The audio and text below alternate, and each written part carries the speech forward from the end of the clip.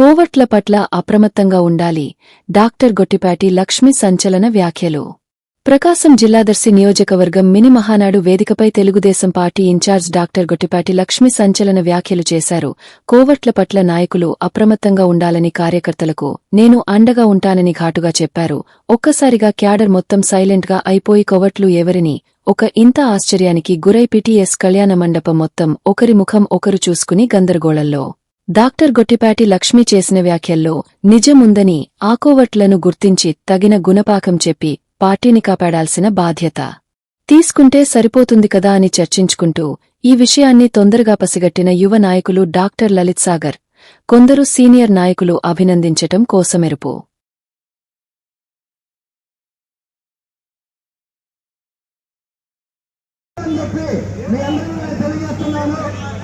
YCP government లో MP అయ్యి లక్ష్మీ